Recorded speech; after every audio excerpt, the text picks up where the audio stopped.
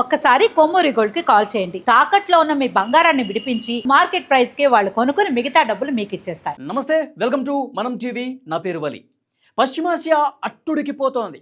Iran versus Israel ఈ దాడులు కాస్త ఇరాన్ గల్ఫ్ దేశాల మీద కూడా అక్కడ ఉన్నటువంటి అమెరికా ఎయిర్ బేస్ల మీద దాడులకు దిగటంతో అంతకంతకు ఉద్రిక్తత పెరిగిపోతుంది. అసలు ఎక్కడ ఏ డ్రోన్ నుంచి దాడి చేస్తుంది, ఎక్కడ ఏ క్షిపణి నుంచి దాడి చేస్తుందో అర్థం కాని పరిస్థితుంది. అక్కడ ఉన్నటువంటి చాలామంది మన భారతీయులు కూడా వివిధ దేశాల్లో గల్ఫ్ కంట్రీస్లో ఉన్నవాళ్ళు కావచ్చు, వీళ్ళందరూ కూడా భయం గుప్పెట్లో ప్రాణాలు పెట్టుకొని బతుకుతున్నటువంటి పరిస్థితి ఉంది. ఒక టెన్షన్ వాతావరణం కనిపిస్తుంది. రోజు రోజుకి ఈ ఉద్రిక్తతలు అనేవి పెరిగిపోతున్నాయి.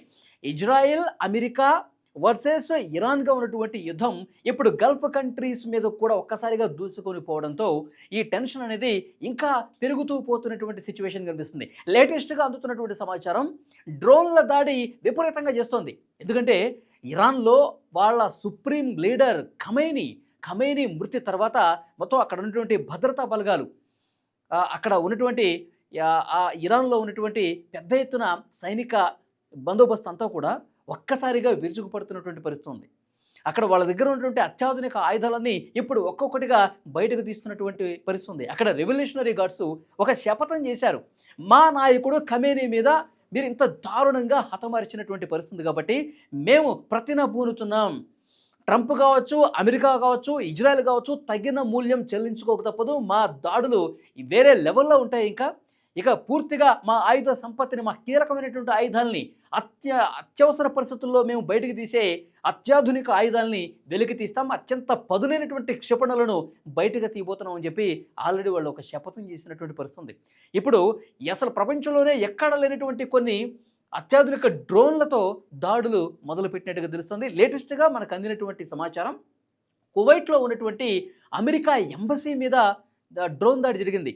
ఇరాన్ కువైట్ దేశంలో ఉన్నటువంటి అమెరికా ఎంబసీ ఎక్కువగా అమెరికా కార్యాలయాల మీద ఫోకస్ పెడుతుంది, అమెరికా ఎయిర్ బేస్ల మీద ఫోకస్ పెడుతుంది. ఎందుకంటే దీనంతటి కారణం ఎవరు? డొనాల్డ్ ట్రంప్ ఈ విధంగా ఇజ్రాయెల్తో చేతులు కలిపి పెద్ద ఎత్తున దాడులు చేశాడు, ఖమేనీని హతమార్చాడు. కాబట్టి అమెరికా మీద ఎక్కువ పగ తీర్చుకునే ఉద్దేశంతో ప్రస్తుతం ఇరాన్ ముందుకు పోతున్నటువంటి పరిస్థితి. అందుకే అమెరికాని టార్గెట్గా ఇరాన్ దాడులు ప్రస్తుతం కనిపిస్తున్నాయి. డ్రోన్లతో కువైట్లో ఉన్నటువంటి అమెరికా ఎంబసీ మీద, ఆ కార్యాలయం మీద దాడి జరగడంతో ఒక్కసారిగా పెద్ద ఎత్తున మంటలు, పొగ అలుముకుంది. మొత్తం కూడా ఆ ఎంబసీ కార్యాలయం తునాతునకలు అయిపోయింది. అంత పెద్ద డ్రోన్ దాడి జరిగినటువంటి పరిస్థితి ఉంది. అంటే ఈ యుద్ధం పలు దేశాలకు పాకుతుంది. గల్ఫ్ కంట్రీస్తో పాటు అమెరికాకి సన్నిహిత దేశాలు ఏవైతే ఉన్నాయో, అమెరికాకి సాయం చేస్తున్నటువంటి దేశాలు ఏవైతే ఉన్నాయో, ట్రంప్ ఇజ్రాయెల్కి, నెతన్యాహుకి సాయం చేస్తున్నటువంటి కంట్రీస్ ఏవైతే ఉన్నాయో, వాళ్ళు మెయిన్ టార్గెట్గా ఇప్పుడు ఇరాన్ చెలరేగిపోతున్నటువంటి పరిస్థితి ఉంది.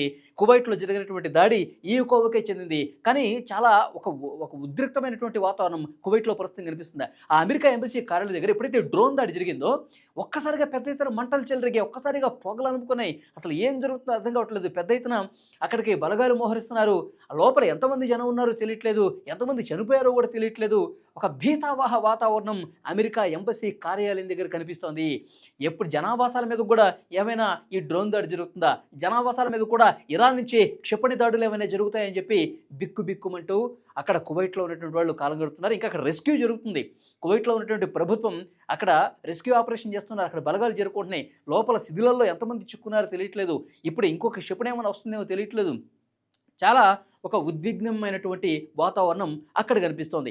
మరొక ముఖ్యమైనటువంటి విషయం ఏమిటి అంటే, దుబాయ్లో కావచ్చు, దోహాలో కూడా పేలుడుకు సంబంధించిన పెద్ద ఎత్తున శబ్దాలు వస్తూ ఉన్నాయి. మొన్న ఒక వీడియో మీరు కూడా చూసుంటారు. మంచు విష్ణు గారు దుబాయ్లోనే ఉన్నారు. ఆయన దుబాయ్లో ఉన్నప్పుడు ఒక క్షిపణి అత్యంత వేగంగా రాత్రిపూట వెలుగులు వెదజల్లుతూ ఆకాశంలో ఒక్కసారి దూసుకుంటూ పోతుంది. ఆయన వీడియో ఆన్ చేసినప్పుడు కరెక్ట్గా ఆ క్షిపణి కనిపిస్తుంది. అంటే దుబాయ్లో కూడా పెద్ద ఎత్తున దాడులు జరిగే అవకాశం ఉంది. ఇరాన్ తన పగ తీర్చుకోవటం కోసం ఎంతకైనా తెగిస్తుంది. ఎందుకంటే వాళ్ళ సుప్రీం లీడరే లేకుండా పోయినటువంటి పరిస్థితుల్లో డెఫినెట్గా పగ ప్రతీకారాలతో ఇరాన్ రగిలిపోతుంది. అక్కడ రెవల్యూషనరీ గార్డ్స్ కావచ్చు, భద్రతా బలగాలు కావచ్చు, సైనిక సంపత్తి మొత్తం కూడా కాన్సన్ట్రేషన్ అమెరికాకి, ఇజ్రాయెల్కి సాయం చేస్తున్నటువంటి దేశాల మీద ఫోకస్ పెట్టినటువంటి పరిస్థితి ఉంది. సో ఈ యుద్ధం ఎంతవరకు దారితీసే పరిస్థితి అర్థం కావట్లేదు. ట్రంప్ ఒక కీలకమైన ప్రకటన చేశాడు. మరొక 4-5 వారాల పాటు యుద్ధం కొనసాగుతుందని చెప్పాడు. ఎందుకంటే ఇరాన్ని తక్కువ అంచనా ఎట్లా, వాళ్ళ దగ్గర ఆయుధాలు, సంపత్తి అంతా బాగుంది. కాబట్టి వాళ్ళు చాలా స్పష్టంగా కొన్ని రోజుల పాటు చేసే అవకాశం ఉంది కాబట్టి దానికి తగ్గట్టుగానే వాళ్ళ మా ప్లానింగ్స్లో మేము ఉన్నామని చెప్పి ట్రంప్ చెప్పాడు. 4-5 వారాల పాటు ఈ యుద్ధం ఉంటుంది అని చెప్పిన తర్వాత అందరిలో ఒక భయం స్టార్ట్ అయింది. ఇప్పుడు ఇదేమన్నా మూడో ప్రపంచ యుద్ధానికి ఏమైనా దారితీసే పరిస్థితి ఉందా? ఇరాన్కి మద్దతుగా చైనా రష్యాలు ఏమైనా కాలు కదుపుతాయా? ఈ చర్చ కూడా బలంగా వినిపిస్తుంది. మరి అలాంటప్పుడు అమెరికాకి ఇజ్రాయెల్కి మద్దతుగా వచ్చే దేశాలు ఏంటి?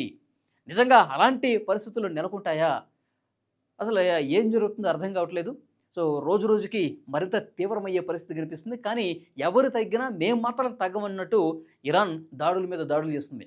అమెరికా ఎయిర్ బేస్ క్యాంపుల మీద, ఎంబసీ కార్యాలయాల మీద విరుచుకుపడుతున్నటువంటి పరిస్థితి ఉంది. సో మొత్తం ఆయా దేశాల్లో ఒక ఉద్రిక్తమైనటువంటి ఘర్షణపూరితమైనటువంటి పరిస్థితులు అయితే కనిపిస్తున్నాయి. ఈ వీడియో చూసిన తర్వాత మీకేమనిపిస్తోంది? ఇరాన్ ఇప్పుడు గల్ఫ్ కంట్రీస్లో ఉన్నటువంటి అమెరికా ఎయిర్ బేస్ల మీద దాడులు చేయటాన్ని, అక్కడ ఉన్నటువంటి ఎంబసీ కార్యాలయాల మీద దాడులు చేయటాన్ని ఏ విధంగా చూస్తున్నారు? Please comment.